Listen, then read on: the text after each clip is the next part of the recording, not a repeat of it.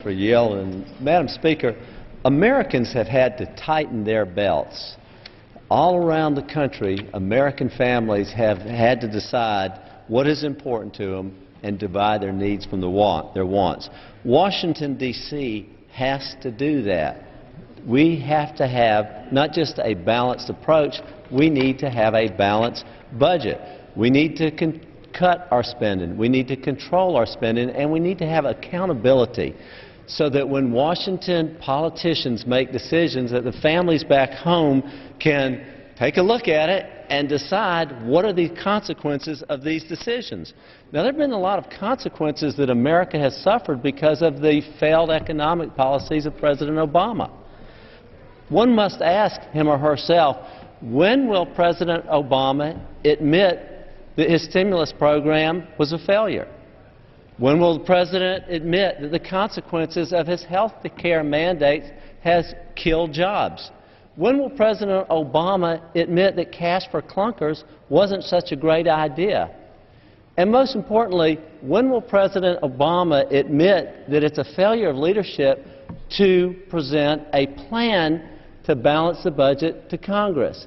We need to see the President's plan. Today we will be voting on yet another Republican proposal to cut spending and control spending and give accountability to our process. But we have yet to have a bill introduced by the President of the United States. And keep in mind, when he was President, as a senator, he voted against increasing the debt ceiling, citing lack of leadership. Today, the bill that we will be considering cuts spending now. It also controls spending because it has an across-the-board trigger that if we spend too much money on our caps, there will be a cut. Gentleman's time has expired. 30 more seconds. Oh, I'd like to give the gentleman one additional minute. Thank you. Gentleman's recognized for one more minute. And Madam Speaker, these cuts are real. They are measurable. This is what the American people needs to know, something that is accountable. This puts in place a 10-year budget. The United States Senate, under Harry Reid's leadership, has not had a budget in 3 years. There's no end to their spending without a budget. American families have budget. Why doesn't the U.S. Senate?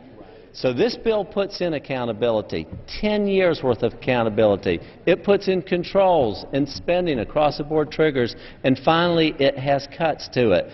Again, Madam Speaker, American families have had to tighten their belts. Washington must do the same thing, and that's what we're doing here today. And I urge my colleagues to vote yes on this legislation and yes on the rule.